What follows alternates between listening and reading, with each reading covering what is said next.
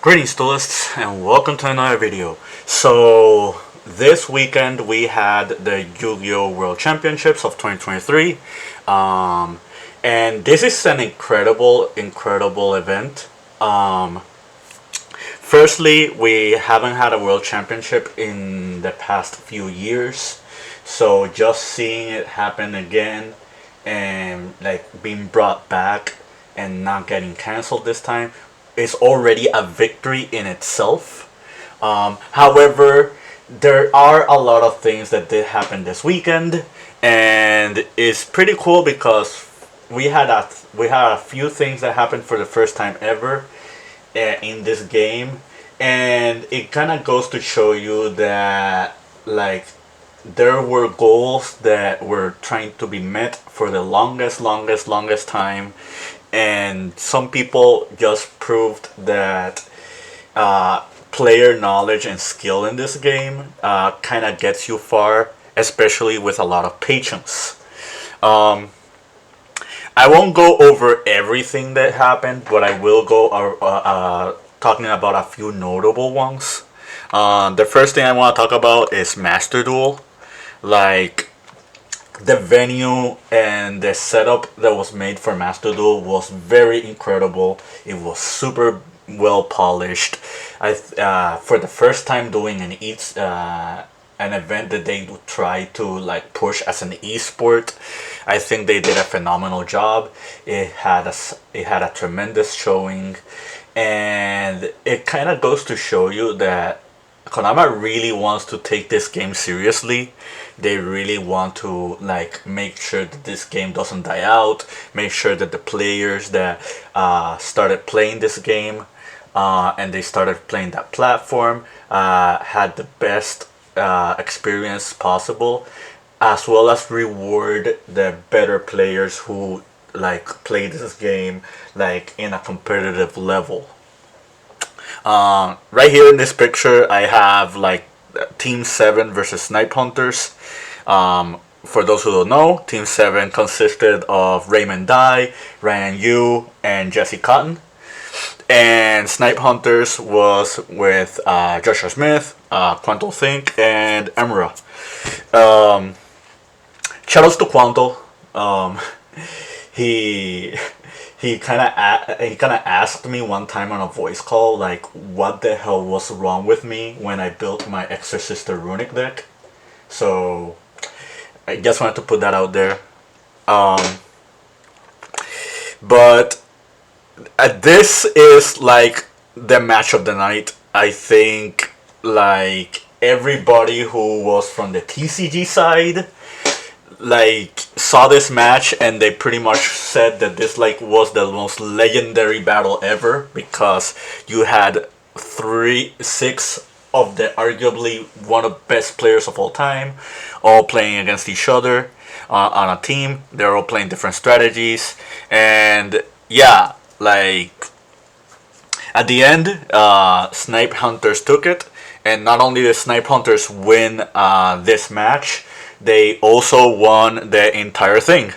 Uh, so, like, congratulations to Snipe Hunters. Like, again, really great feat of players. Um, and you can tell that these people, like, were practicing left and right and really deserve this win. Um, Shoutouts to Joshua Smith for doing his 30 plus hour weekend stream just to qualify for this event. Like at last moment, like that was a very like heartwarming experience. Like I guess I should say. Um, but that's it when it comes to Master Duel. Now I kind of want to talk about like the TCG. So a lot of things happened that was very interesting. The first thing is, for the first time ever, no OCG players made it to top 8. That is really unheard of. For the longest time, OCG players have been very dominant in this game, and they've always had a line of thinking above the TCG players, and they've always had many levels of success. So seeing that none of them made it kind of tells you that uh, the format and the structure of the game got to a point where it's rewarded more from player perspective and knowledge more than just like what region you're from and like the history behind you as a duelist. Um, I also kind of want to talk about the decks. Like there were two Rikas, two Mathmech, two Dragon Link, one Vanquish Soul, and one Sword Soul. Um, so I kind of want to talk about Mathmech and Dragon Link for a moment. These two decks got severe hits. I guess Mathmech not so much. The only real hit was Circular, but Dragon Link, like, they had a bunch of Bestials monsters that were limited. They had both the Chaos Dragons limited as well.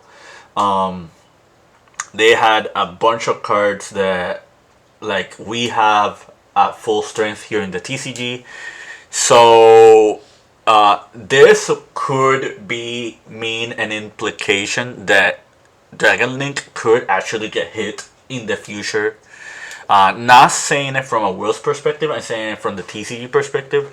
Because if you take Kashtira out of the format, this is pretty much like one of the scariest decks we have in the current TCG. The deck is as strong here as it is over that format, and that format like kind of proved how strong the deck was. Um, it's amazing to see Vanquish Soul, Sword Soul, and like Rika in here. Rika is a very scary deck. One of the people that actually made the top 8 was Jessica Robinson.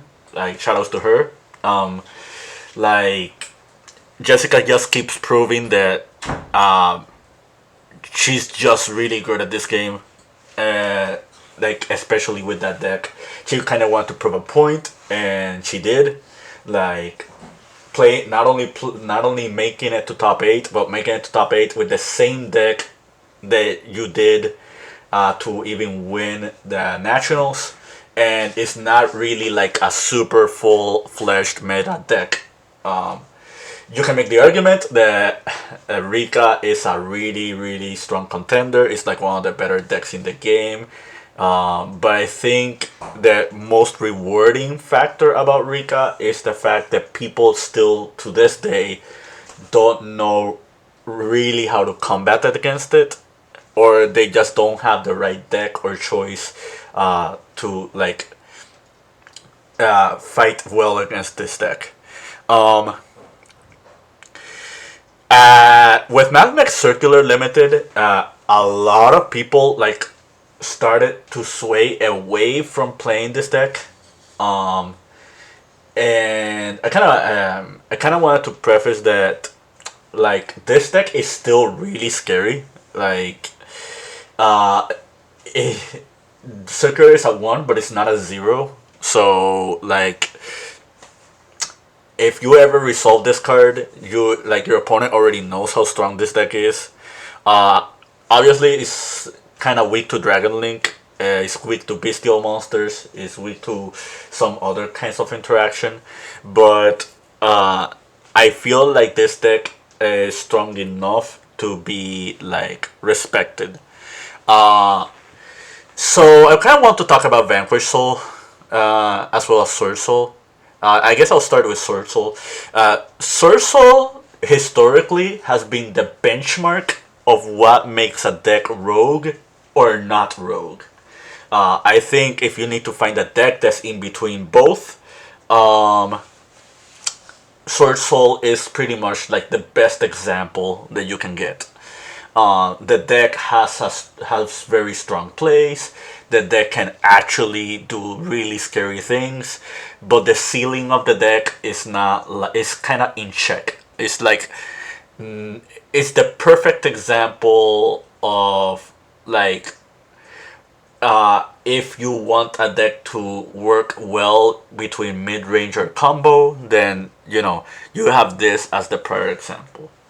Um, so now I kind of want to talk about Vanquish Soul. So Vanquish Soul has been a deck that garnered a lot of hype in the TCG.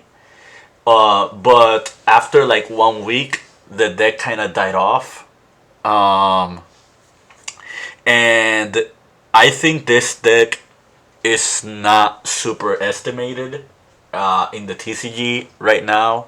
I think this deck has a lot of promise in the TCG in the future. If we get a ban list in the TCG that actually handles like the current decks of the meta, I think Vanquish Soul is going to be a really strong contender.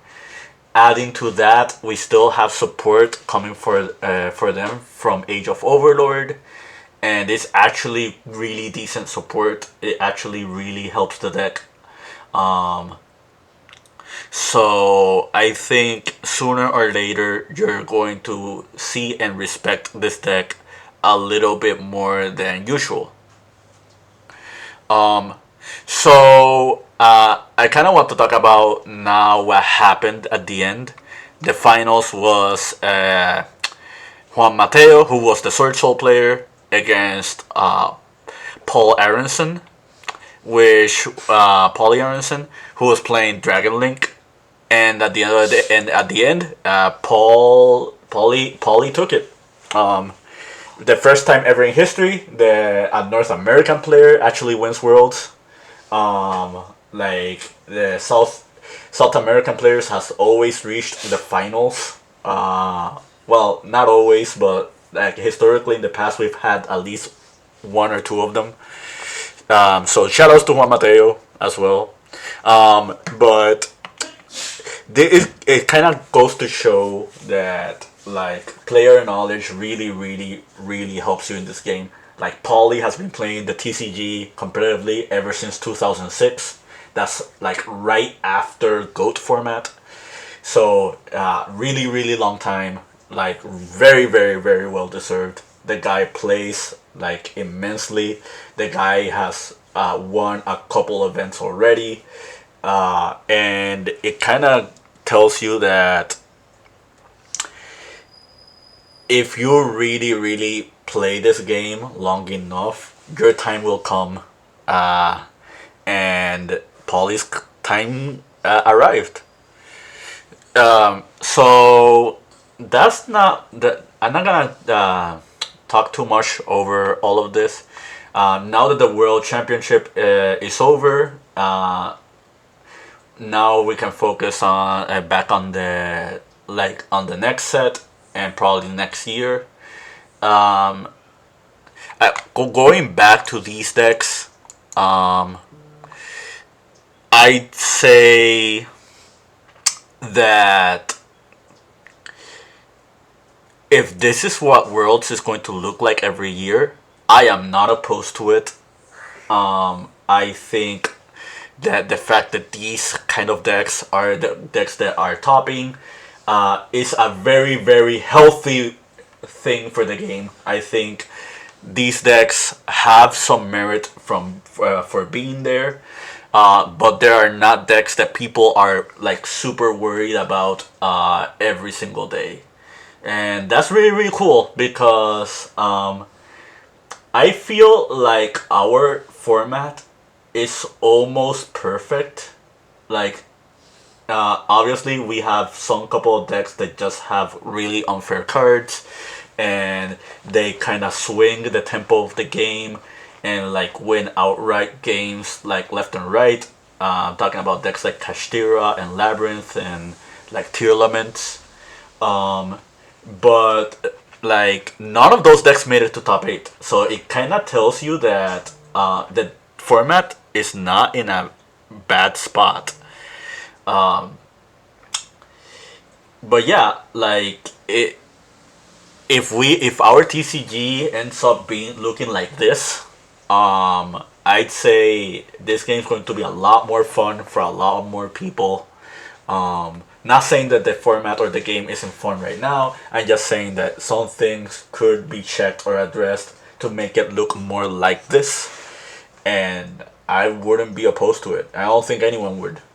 Um, but yeah, that's it from me. Hope you found this very informative and to your liking. Keep practicing and keep doing.